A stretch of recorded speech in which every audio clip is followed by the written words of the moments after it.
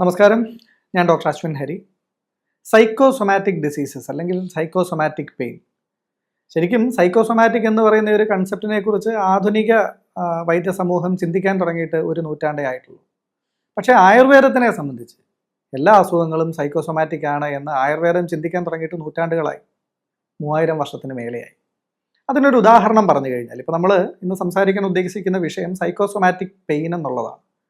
അതായത് മാനസികമായിട്ടുള്ള പ്രശ്നങ്ങൾ മൂലമുണ്ടാകുന്ന ശാരീരികമായിട്ടുള്ള വേദനകളെയാണ് സൈക്കോസൊമാറ്റിക് പെയിൻ എന്ന് പറയുന്നത്. അതിന് കുറേ ഉദാഹരണങ്ങളുണ്ട്.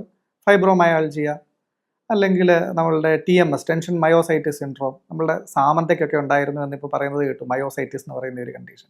ഇതൊക്കെ ഇത്തരത്തിലുള്ള ഒരു സ്ട്രെസ് കൊണ്ടുണ്ടാകുന്ന ഒരു അസുഖങ്ങളായിട്ടാണ് മോഡേൺ മെഡിസിനും ഇപ്പോഴും പറഞ്ഞുകൊണ്ടിരിക്കുന്നത്. എന്നാൽ ആയുർവേദത്തിനെ സംബന്ധിച്ച് നമ്മൾ പറയുന്ന നടുവിന് വേദനയായാലും കഴുത്തിന് വേദനയായാലും ഇതെല്ലാം സൈക്കോസൊമാറ്റിക് പെയിൻ ആയിട്ടാണ് കൺസിഡർ ചെയ്യുന്നത്. കാരണം ആയുർവേദത്തിൽ വാദത്തിൻ്റെ കേവല നിദാനം പറയുന്നുണ്ട്, സാമാന്യ നിദാനം പറയുന്നുണ്ട്. അപ്പം നമുക്കെല്ലാവർക്കും അറിയാം, ഈ നടുവിന് വേദനയായാലും മുട്ടിന് വേദനയായാലും കഴുത്തിന് വേദനയായാലും ഇതെല്ലാം ഒരുതരം വാതരോഗങ്ങൾ തന്നെയാണ്. അപ്പം എല്ലാ വാതരോഗങ്ങളുടെയും കൂടെ ചേർത്തിട്ടുള്ള ഒരു നിദാനം, വാതരോഗങ്ങൾ പൊതുവെ എങ്ങനെ ഉണ്ടാകുന്നു എന്ന് കാരണങ്ങൾ ആയുർവേദം പറയുമ്പോൾ ആദ്യം പറയുന്ന വാക്ക് എന്ന് പറയുന്നത് അതിചിന്ത എന്നുള്ളതാണ്, ഓവർ തിങ്കിങ്. അപ്പോൾ തന്നെ നമുക്ക് മനസ്സിലാവും ആയുർവേദം എത്രമാത്രം വാതരോഗങ്ങളെ സൈക്കോസൊമാറ്റിക് ആയിട്ട് കൺസിഡർ ചെയ്യുന്നുണ്ട് എന്നുള്ളത്. ആധുനിക വൈദ്യ സമൂഹം ചിന്തിക്കാൻ തുടങ്ങിയിട്ട് ഇപ്പോൾ ഞാൻ പറഞ്ഞു ഒരു നൂറ്റാണ്ടിൽ താഴെ ആയുള്ളൂ. ഇത് 3000 വർഷം മുമ്പ് എഴുതപ്പെട്ട കാര്യമാണ്. എങ്ങനെയാണ് ഈ സൈക്കോസൊമാറ്റിക് പെയിനുകൾ ഉണ്ടാകുന്നത്? നമ്മളുടെ മനസ്സിൽ നമുക്ക് ഒരുപാട് ചിന്തകളും ഒരുപാട് ഇമോഷൻസും നമ്മൾ കടന്നു പോകുന്ന സാഹചര്യങ്ങൾക്കനുസരിച്ച് നമ്മളുടെ ഉള്ളിലുണ്ടാകും. എന്നാൽ ഈ കടന്നു പോകുന്ന സാഹചര്യങ്ങളിൽ നമ്മളുടെ മനസ്സിൽ അനുഭവപ്പെടുന്ന വികാരങ്ങളെ നമ്മൾ പൂർണ്ണമായിട്ടും കേട്ടില്ലെങ്കിലോ, നമ്മൾ പൂർണ്ണമായിട്ടും അഡ്രസ്സ് ചെയ്തില്ലെങ്കിലോ, അതായത് ഒരു മനുഷ്യനെ സംബന്ധിച്ച്, ഒരു കുഞ്ഞിനെ സംബന്ധിച്ച് അവനൊരു വിഷമം ഉണ്ടായിക്കഴിഞ്ഞാൽ അത് തുറന്നു പറയാൻ അവൻ്റെ അച്ഛനോ അമ്മയോ ഒക്കെ ഉണ്ട്. പക്ഷേ ഒരു മുതിർന്ന ഒരു പൗരനെ സംബന്ധിച്ച്, മുതിർന്ന ഒരാളെ സംബന്ധിച്ച് അയാളുടെ മനസ്സിലുണ്ടാകുന്ന വികാരങ്ങൾ അയാൾക്ക് പൂർണ്ണമായി എക്സ്പ്രസ് ചെയ്യാനോ തുറന്നു പറയാനോ ഒരു പേരൻ്റൽ ഫിഗർ ഇല്ല.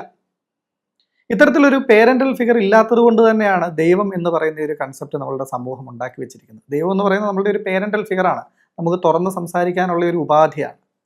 പക്ഷേ പലപ്പോഴും ദൈവം എന്ന് പറയുന്ന സാധനത്തിനെ ലോജിക്കലായിട്ട് എക്സ്പ്ലെയിൻ ചെയ്യാൻ നമ്മൾ പരാജയപ്പെടുന്നത് കൊണ്ട് തന്നെ ദൈവവിശ്വാസം ആളുകളിൽ കുറഞ്ഞു വരികയാണ്.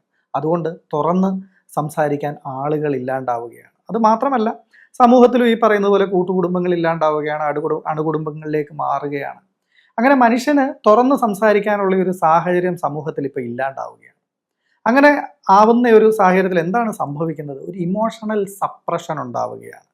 അവനവൻ്റെ ഉള്ളിലുള്ള വികാരങ്ങളെ എക്സ്പ്രസ് ചെയ്യാൻ വഴികളില്ലാണ്ടാവുകയാണ്. ഒരാളുടെ വികാരങ്ങളെ എക്സ്പ്രസ് ചെയ്യാൻ വഴികളില്ലാണ്ടായാൽ എന്ത് സംഭവിക്കും? നമ്മൾ പറഞ്ഞു, മനസ്സിൽ വരുന്ന ചിന്തകളും വികാരങ്ങളും എന്നൊക്കെ പറയുന്നത് ഒരു ഒഴുകുന്ന പുഴ പോലെയാണ്. ഒരു സ്വതന്ത്രമായി ഒഴുകുന്ന ഒരു പുഴയെ നമ്മൾ ഒരു അണ കെട്ടി തടഞ്ഞു നിർത്തി എന്ന് കരുതുക. എന്ത് സംഭവിക്കും? അവിടെ വെള്ളപ്പൊക്കം ഉണ്ടാവും, ചുറ്റുപാടും ഒരുപാട് നാശനഷ്ടങ്ങൾ ഉണ്ടാകും. ഇതേപോലെ തന്നെയാണ് നമ്മളുടെ വികാരങ്ങളും. ആ വികാരങ്ങളെ അതിൻ്റെ സ്വാതന്ത്ര്യത്തിന് അതിനെ ഒഴുകാൻ വിട്ടില്ലെങ്കിൽ ഉറപ്പായിട്ടും ആ വികാരങ്ങൾ ശാരീരികമായി എക്സ്പ്രസ് ചെയ്യാൻ തുടങ്ങും.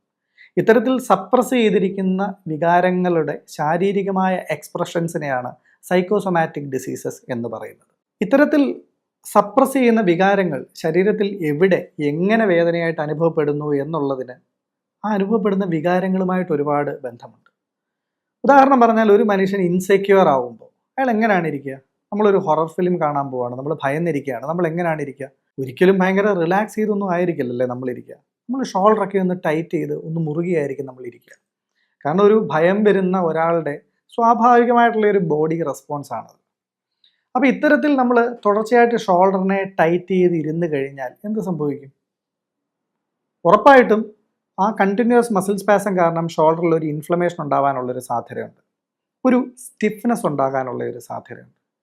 ഇത്തരത്തിലുള്ള സ്റ്റിഫ്നെസ്സും ഇൻഫ്ലമേഷനും ഉറപ്പായിട്ടും അവിടെ ഒരു വേദന ഉണ്ടാക്കും. അതുകൊണ്ട് തന്നെ നമുക്ക് പറയാൻ കഴിയും, മിക്കവാറും ഉള്ള ഷോൾഡർ പെയിൻ്റെ ഒക്കെ കാരണം ഒരു ഇൻസെക്യൂരിറ്റിയാണ്, ഫിയർ ആണ് എന്ന് നമുക്ക് പറയാൻ കഴിയും. അതേപോലെ ഫൈബ്രോമയാൾജിയ എന്ന് പറയുന്ന ബോഡി പെയിൻ, അതിൻ്റെ പിന്നിലുള്ള ഒരു ഇമോഷനെ നമ്മൾ ഇൻട്രോസ്പെക്ട് ചെയ്ത് പോയി കഴിഞ്ഞാൽ അതും എത്തി നിൽക്കുക ഒരു ഫിയറിൽ തന്നെയായിരിക്കും.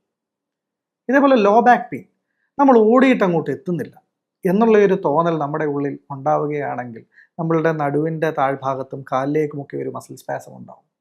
ഇത് തുടർച്ചയായി കഴിഞ്ഞാൽ ഇത് നടുവിനും കാലിലേക്കുമൊക്കെ വേദനയും ക്രിയേറ്റ് ചെയ്യും. അങ്ങനെ ഏത് തരം ഇമോഷനാണ് അനുഭവപ്പെടുന്നത് എന്നുള്ളതിനനുസരിച്ച് ഈ സൈക്കോസൊമാറ്റിക് പെയിൻ എവിടെ അനുഭവപ്പെടുന്നു, എങ്ങനെ അനുഭവപ്പെടുന്നു എന്നുള്ളതിനും വ്യത്യാസമുണ്ട്. ഈ സൈക്കോസൊമാറ്റിക് പെയിനിനെ എങ്ങനെ മാനേജ് ചെയ്യണം, നമ്മൾ എങ്ങനെ സംഭവിക്കുന്നു എന്ന് പറഞ്ഞതിൽ തന്നെയുണ്ട് അതെങ്ങനെ മാനേജ് ചെയ്യണം എന്നുള്ളതിൻ്റെ ഉത്തരവും. കാരണം ആയുർവേദം പറയുന്നത് നിദാന പരിവർജനമാണ് ചികിത്സ എന്നുള്ളതാണ്. രോഗകാരണത്തിനെ ഇല്ലാണ്ടാക്കുന്നതാണ് ചികിത്സ. അപ്പോൾ ഇതിൻ്റെ രോഗകാരണം എന്താണ്? ഇമോഷണൽ സപ്രഷനാണ് രോഗകാരണം.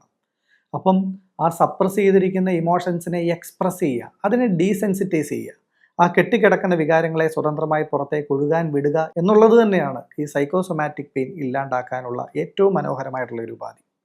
അതുകൂടാതെ ആയുർവേദത്തിൽ ഇത്തരത്തിലുള്ള പ്രശ്നങ്ങൾ പരിഹരിക്കാനുള്ള ഒരുപാട് ചികിത്സകളുണ്ട്. നമുക്ക് കഷായങ്ങൾ കൊണ്ടുള്ള ധാരകൾ ചെയ്യാം, കിഴികൾ ചെയ്യാം, മസാജുകൾ ചെയ്യാം. ഇതൊക്കെ ചെയ്യുമ്പോൾ സ്വാഭാവികമായിട്ടും ഉണ്ടായിട്ടുള്ള മസിൽ സ്പാസവും ഇൻഫ്ലമേഷൻസും ഒക്കെ റിലീവ് ചെയ്യും, പെയിൻ മാറുകയും ചെയ്യും. പക്ഷേ നമ്മളുടെ ഉള്ളിലുള്ള ഈ സ്ട്രെസ്സ് മാറാത്തിടത്തോളം, ആ സ്ട്രെസ്സ് മൂലമുള്ള ഫൈറ്റ് ഓർ ഫ്ലൈറ്റ് റെസ്പോൺസ് മാറാത്തിടത്തോളം, ആ ഫൈറ്റ് ഓർ ഫ്ലൈറ്റ് റെസ്പോൺസ് മൂലമുള്ള ഇൻക്രീസ്ഡ് ന്യൂറോ മസ്കുലാർ ആക്ടിവിറ്റിയും അതുമൂലമുള്ള കണ്ടിന്യൂസ് മസിൽ സ്പാസവും മാറാത്തിടത്തോളം ഈ വേദന വീണ്ടും തിരിച്ചു വരും. അതുകൊണ്ട് തന്നെയാണ് നമ്മളുടെ മിക്കവാറും ഉള്ള ആയുർവേദ ചികിത്സ ചെയ്യുന്ന ആളുകളും ആയുർവേദ ഹോസ്പിറ്റലുകളും എല്ലാവരും പറയുന്നതാണ്, നടുവേദനയ്ക്ക് ഈ വർഷം ചികിത്സ ചെയ്തു, അതുകൊണ്ട് തന്നെ നമ്മൾ തീർച്ചയായും അടുത്ത വർഷവും ചെയ്യണം, അല്ലെങ്കിൽ വേദന തിരിച്ചു വരും.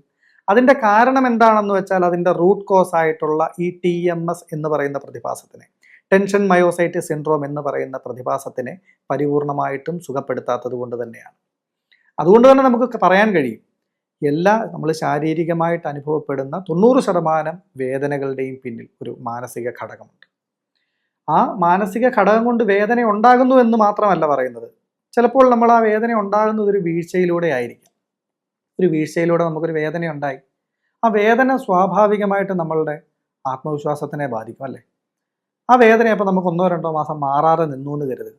1-2 മാസം മാറാതെ നിന്ന് കഴിയുമ്പോൾ ആ വേദന നമ്മളുടെ ഉള്ളിൽ ഒരു സ്റ്റിഗ്മ ക്രിയേറ്റ് ചെയ്യും. ഞാനൊരു രോഗിയാണെന്നുള്ള ഒരു ചിന്ത ക്രിയേറ്റ് ചെയ്യും, എനിക്കത് കഴിയില്ല എന്നുള്ള ഒരു ചിന്ത ക്രിയേറ്റ് ചെയ്യും. ഇത് സ്വാഭാവികമായിട്ടും അയാളുടെ ഉള്ളിൽ ഒരു ആത്മവിശ്വാസക്കുറവിനെ ഉണ്ടാക്കും. ഈ ആത്മവിശ്വാസക്കുറവ് എന്ന് പറയുന്ന സാധനം തന്നെയാണ് ഭയം അല്ലെങ്കിൽ ആങ്സൈറ്റി. ഈ ആങ്സൈറ്റി വീണ്ടും അയാളുടെ ഉള്ളിലെ ഫൈറ്റ് ഓർ ഫ്ലൈറ്റ് റെസ്പോൺസിനെ ട്രിഗർ ചെയ്യുന്നു. ഈ ഫൈറ്റ് ഓർ ഫ്ലൈറ്റ് റെസ്പോൺസ് വീണ്ടും മസിൽ സ്പാസം ക്രിയേറ്റ് ചെയ്യുന്നു. ഈ മസിൽ സ്പാസം വീണ്ടും ഈ വേദനയെ കൂട്ടുന്നു. ഈ വേദന വീണ്ടും എന്ത് ചെയ്യുന്നു? ഈ വേദന വീണ്ടും അയാളുടെ ആങ്സൈറ്റിയെ കൂട്ടുന്നു. നമ്മളൊരു ലൂപ്പിൽ പെട്ടതുപോലെ ഈ വേദനയിൽ നിന്ന് നമുക്ക് പുറത്ത് കടക്കാൻ കഴിയാത്ത തരത്തിൽ നമ്മളെ അവിടെ കുടുക്കിയിടുകയാണ് ചെയ്യുന്നത്. അതുകൊണ്ട് തന്നെ നമുക്ക് പറയാൻ കഴിയുന്ന ഒരു കാര്യം എന്ന് പറഞ്ഞാൽ, ഏറ്റവും സിമ്പിളായിട്ട് അതിനെ എക്സ്പ്ലെയിൻ ചെയ്യാൻ കഴിയുന്ന ഒരു കാര്യം എന്ന് പറഞ്ഞാൽ, ഒരു ടൈറ്റ് കോറിഡോറിൽ കുടുങ്ങിപ്പോയ ഒരു മേശ പോലെയാണ് ഏതൊരു സൈക്കോസൊമാറ്റിക് ഡിസീസസും. നമ്മൾ ആ ടൈറ്റ് കോറിഡോറിൽ കുടുങ്ങിയ ഒരു മേശയുടെ ഒരു വശം പിടിച്ച് വലിച്ചാൽ എന്തായിരിക്കും അവസ്ഥ? അപ്പുറത്തെ വശം കയറി ലോക്കാവും, അത് ഊരി വരില്ല.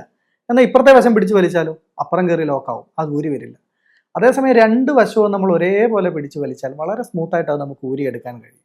അതുകൊണ്ട് സൈക്കോസൊമാറ്റിക്കായിട്ട്, അതായത് മാനസികമായിട്ടുള്ള പ്രശ്നങ്ങൾ മൂലമുണ്ടാകുന്ന ശാരീരിക പ്രശ്നങ്ങൾ, അതിൻ്റെ ശാരീരികമായിട്ടുണ്ടായ ഇൻഫ്ലമേഷൻസിനെയും സ്റ്റിഫ്നെസ്സിനെയും പെയിനെയും മാനേജ് ചെയ്യാനുള്ള ആയുർവേദ ട്രീറ്റ്മെൻറ്റുകൾ ഒരു വശത്തൂടെ ചെയ്തുകൊണ്ട് അതിൻ്റെ അടിസ്ഥാന കാരണമായിട്ടുള്ള ഇമോഷണൽ പ്രശ്നങ്ങളെ മാനേജ് ചെയ്യാനുള്ള കാര്യങ്ങളും മറുവശത്ത് ചെയ്താൽ മാത്രമേ അതിന് നമുക്കൊരു പരിപൂർണ പരിഹാരം സാധ്യമാകൂ.